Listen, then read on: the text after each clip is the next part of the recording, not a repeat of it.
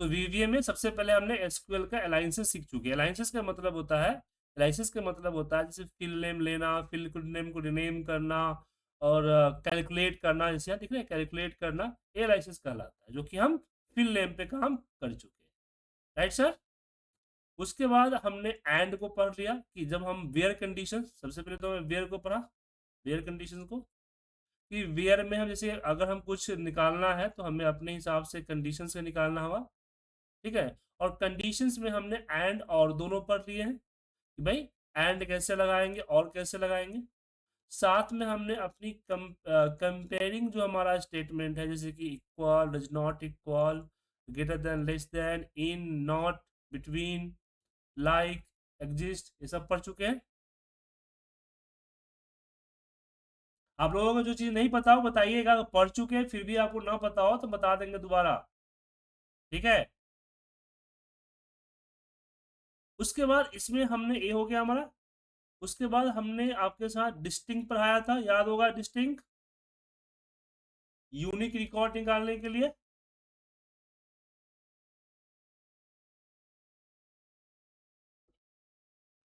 ठीक है। उसके बाद इसमें हमने आपको जो है यहाँ पे ग्रुप बाई पढ़ा दिया है, हमने आपको हैविंग पढ़ा दिया। ठीक है। उसके बाद इसमें हमने अपना क्या बोलते हैं, सब क्यूरी नहीं पढ़ाया। तो अब जो जो बचा है उस पे आते हैं, ठीक है ना। डिलीट वगैरह तो बाद में कराएंगे। डिस्टिंग के बाद एक्सेप्ट, एक्सेप्ट पढ़ते हैं सबसे पहले, इसी को फॉलो करते हैं ताकि पता चले कि हमने क्या क्या कर लिए हैं। Right sir. एक्सेप्ट के बारे में बात करते हैं।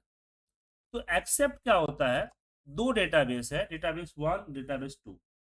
ठीक है ना।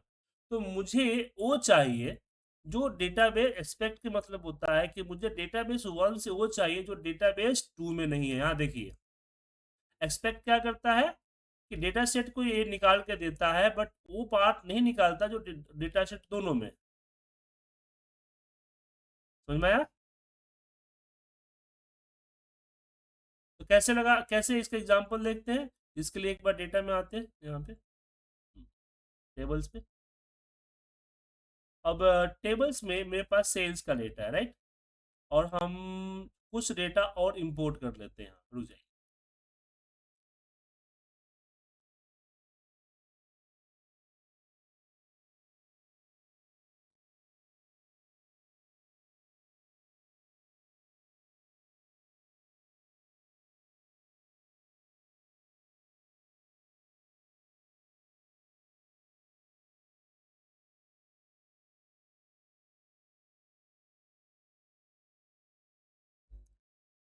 फिर से इंस्टॉल हो रहा इंपोर्ट कर रहा हूँ मैं एक्सेल फाइल।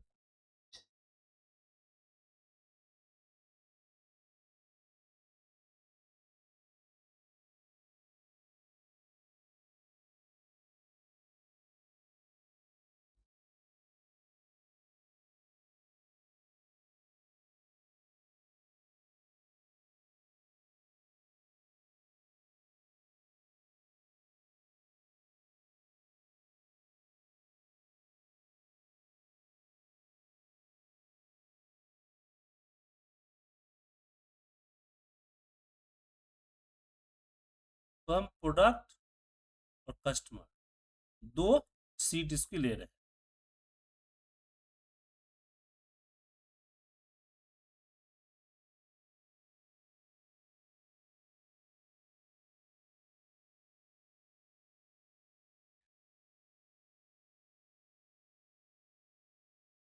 ठीक है।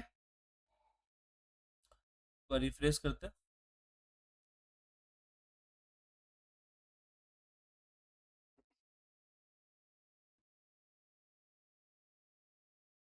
तो मेरे पास यहाँ पे सेल्स का टेबल है, प्रोडक्ट का टेबल है, और मेरे पास कस्टमर का टेबल, तीन अलग अलग टेबल।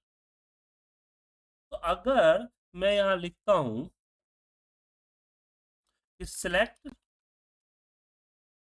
स्टार फ्रॉम सेल्स, तो मास्टर सेलेक्ट सेल्स, तो अब क्या होगा, एक्सिक्यूट करते ही सेल्स का पूरा डेटा दिख गया। अब इसमें कुछ पीआईडी ऐसे हैं जो पीआईडी हमारे प्रोडक्ट वाले सीट में नहीं। ठीक है सर, तो मुझे चेक करना है कि कैसे इतने से हमारे कैसे कौन से प्रोडक्ट है जो लिस्टेड नहीं है। तो इसके लिए हम लिखेंगे एक्सेप्ट, बाकी जो वेयर वगैरह निकाल लगा सकते हैं। फिर यहाँ लिखेंगे सिलेक्ट स्टार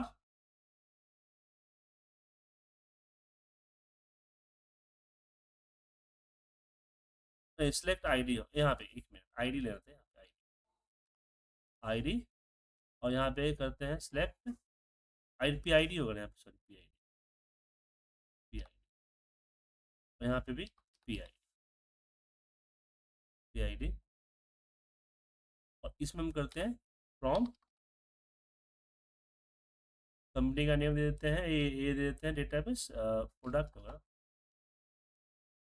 प्रो। ठीक है, अब यहाँ पे इसको रन कर 100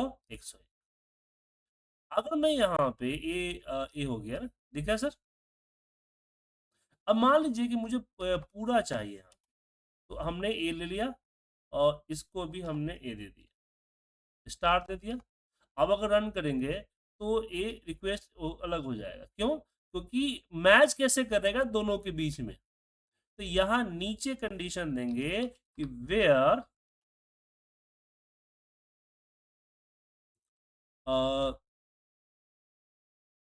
sales dot P I D is equal to product dot P आई।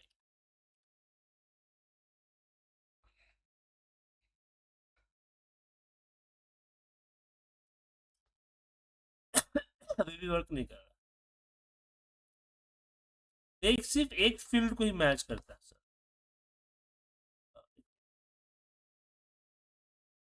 एक फील्ड को ही वर्क करता है, एक्सपेक्ट क्या करता है, एक फील्ड को ही, या जो भी रिकॉर्ड देंगे पूरा रिकॉर्ड जो है वो चेक करेगा।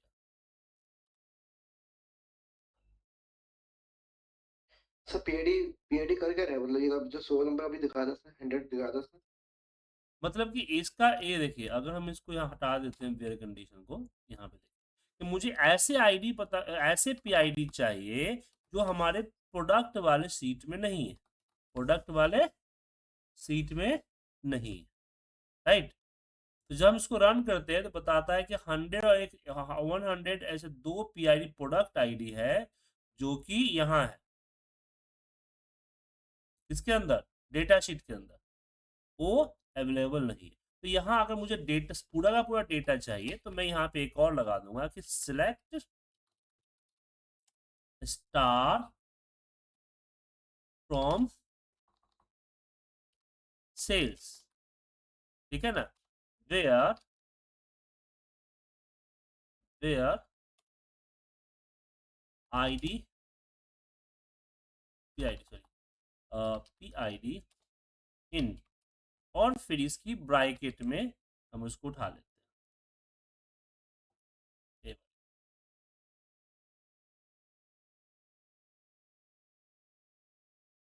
आ गया सर रिकॉर्ड्स, समझ में आया? क्यूरी क्या कर रहा है समझ में आया आपको महज जी? ये तीन आईडीज हैं जो इसमें डेटा में नहीं है। जी हाँ, मतलब कि जो हमारा सेल्स का टेबल है ना, उसमें 3 ऐसे प्रोडक्ट हैं, 2 प्रोडक्ट है सॉरी, 100 और 101 ऐसे 2 प्रोडक्ट हैं जो कि हमारे प्रोडक्ट लिस्ट में है ही नहीं, बाहर के प्रोडक्ट है। मान लीजिए ना कि कुछ प्रोडक्ट मेरे अपने हैं, कुछ हम बाहर किसी थर्ड पार्टी के प्रोडक्ट में बेच देते हैं। तो हमारे बॉस ने मुझे बोला है कि जो थर्ड पार्टी का प्रोडक्ट है ना, वो बताओ कितने प्रोडक्ट है, कौन कौन प्रोडक्ट है जो थर्ड पार्टी के। बात समझ में आया सर?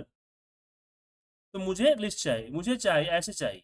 तो हमारे सेल्स वाले टेबल में कितने प्रोडक्ट की आईडी एंटर हुई है, जो हमारे प्रोडक्ट की जो लिस्ट है उस लिस्ट वाले टेबल में अवेलेबल नहीं है।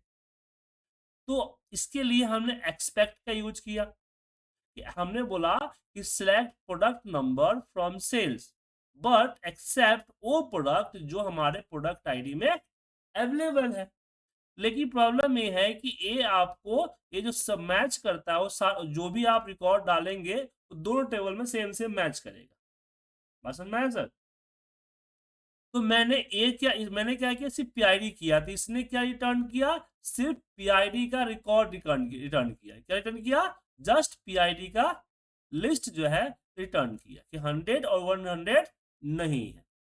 बात समझे? के अंदर ऑब्जेक्ट सिलेक्ट कर सकते हाँ बता रहा हूँ आपको। तो अब ये दो आईडी आ गया। अब ये दो आईडी जो है वेयर को दे दिया कि वेयर, क्योंकि वेयर पीआईडी में हम लोग डालते थे ना ऐसे कि 101 कॉमा 10 इस तरह से कॉमा डालेगा ना सर कि दो प्रोडक्ट चाहिए। तो ये दो कॉमा हमने मैनुअली नहीं डाला और हमने यहाँ पे बोला कि ये दो कॉमा इस सिलेक्ट के रिजल्ट को रिकग्नाइज करेगा। क्या करेगा? सिलेक्ट के को रिकग्नाइज करेगा। समझ गए? हैं रिजल्ट को मिनिमाइज करेगा, मतलब रिकग्नाइज करेगा मतलब कि इसी को ले ये तो लेगा। फिर ये जो सिलेक्ट है ना, रिजल्ट क्या देगा? 100 100 वो किसको मिलेगा? इनको मिलेगा।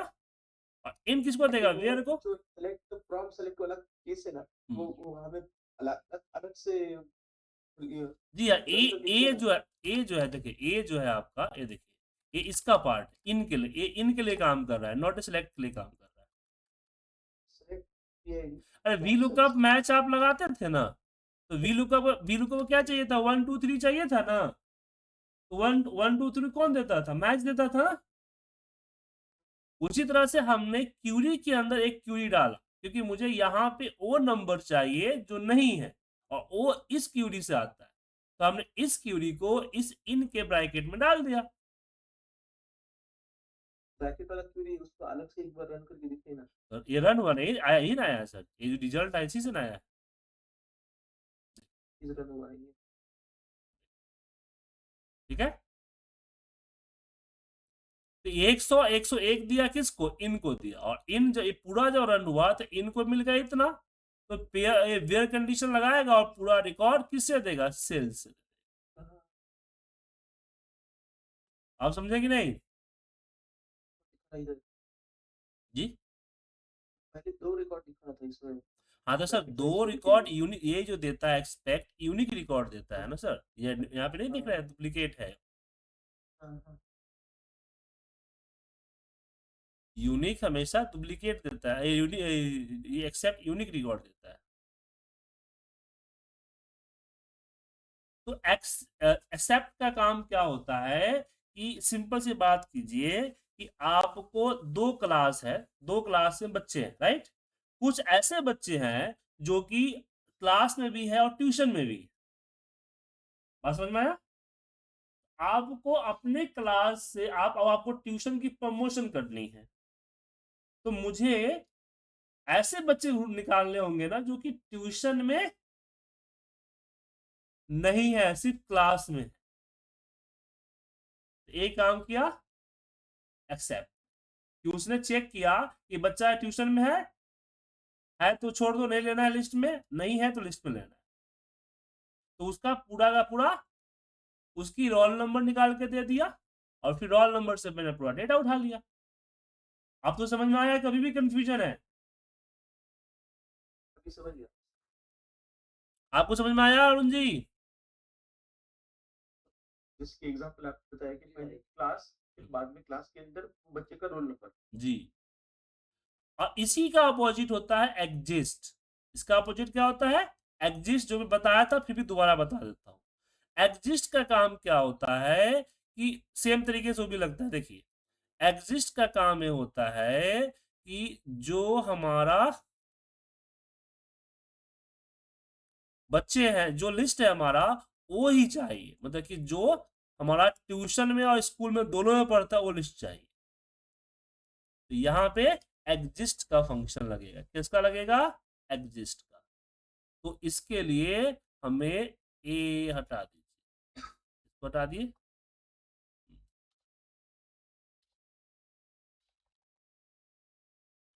क्या लिखते हैं, select PID from sales, keyboard का चेंज हुआ है ना सर, नया कीबोर्ड लाया है सर, हाथ नहीं बैठा, फ्रॉम, और यहाँ पे देंगे वेयर एग्जिस्ट,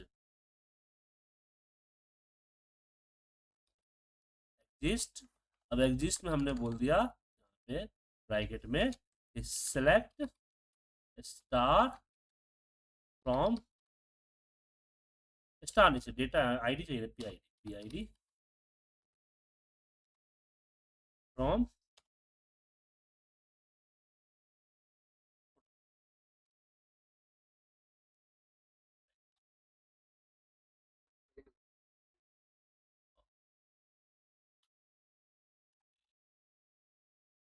कीबोर्ड आ गया,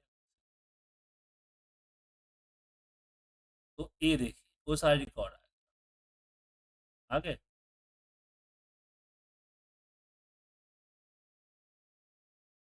समझे,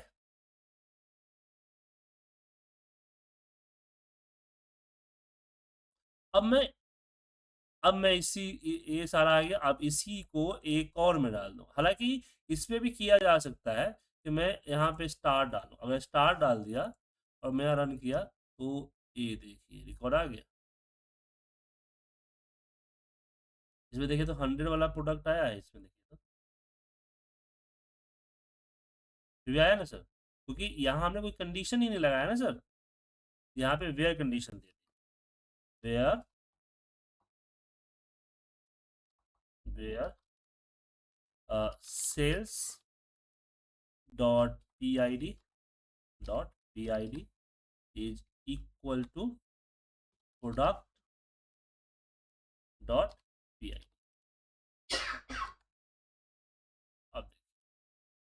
अब रिकॉर्ड में वो 100 नहीं आए, 100 100 जीरो है ना, है ना, तो एग्जिस्ट इस तरह से काम करता है, और ये जो हमने लगाया इसको बोला जाता है सब क्यूरी, क्या बोला जाता है, सब क्यूरी, क्यूरी के अंदर दूसरा क्यूरी, ओके। यहाँ पे हमने फ्रॉम तो वही नॉर्मल है, ग्रुप बाय पढ़ाया ही था, हैविंग भी पढ़ाया था, इन भी पढ़ाया है, ठीक है ना। अब इसमें हमें यूनियन और इंटरसेक्ट पढ़ना है। इंटरसेक्ट क्या होता है, देखिए इंटरसेक्ट का मतलब हुआ कि दोनों में जो अवेलेबल है वो चाहिए, एग्जिस्ट की तरह वो भी काम करता है, जो दोनों में अवेलेबल है वो चाहिए, डेटा हमारा जो दोनों में अवेलेबल है वो क्या करता है, एग्जिस्ट करता का काम करता है। कैसे लगाएंगे देखिए, तो यहाँ पे हमने लिखा सिलेक्ट PID फ्रॉम सेल्स, और यहाँ पे हम करेंगे इंटरसेक्ट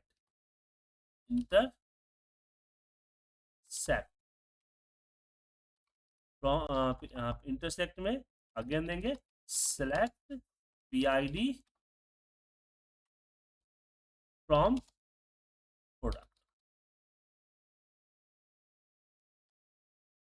ये जब रन करेंगे तो जस्ट आपका PID नंबर आएगा, क्या आएगा, PID नंबर, वो भी यूनिक लिस्ट, देखा सर, तो ये यूनिक लिस्ट में आपको आया। अब मैं यहाँ इस, अगर मुझे पूरा डेटा चाहिए तो वही करेंगे जैसे हमने इससे पहले किया था, सेलेक्ट स्टार फ्रॉम सेल्स, क्या इंटरसेक्ट बताया ना आपको कि जो दोनों में अवेलेबल है, देखिए यहाँ ये आपका डेटा 1 है, ये आपका डेटा 2 है ना, और जो डेटा दोनों में अवेलेबल है वो निकालता है, यूनियन बोला जाएगा, जी यूनियन बोला जाएगा उसको, यूनियन अलग चीज है, इंटरसेक्ट अलग, यूनियन में है कि दोनों को डेटा कंबाइन कर देता है, ज्वाइन ज्वाइन जी जी, कंबाइन कोलेट करने का होता है, दो फाइल का डेटा इसमें एक में कोलेट करना, तो वेयर PID सेल्स का पेज है, PID इन, हम क्या करेंगे कर देंगे, डेटा आ जाएगा, आया सर?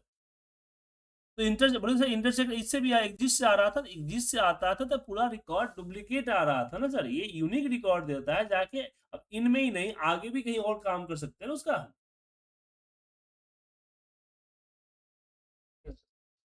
समझे? आगे भी इसका हम काम कर सकते, क्लियर है? ये हमारा इंटरसेक्ट था। अगली क्लास याद रखिएगा हम आगे बढ़ेंगे इंटरसेक्ट से, ओके? ये पूरा लिस्ट जो है ना, ये पूरा लिस्ट हम करा देंगे, यही इसी को अकॉर्डिंग करा, इसी वेबसाइट के अकॉर्डिंग चलता हूँ मैं, ये पूरा करा देंगे यहाँ पे, क्लियर हो जाएगा। उसके बाद ये जो फीचर्स है ये सारा करा, ओके? मिलते हैं अगली क्लास में।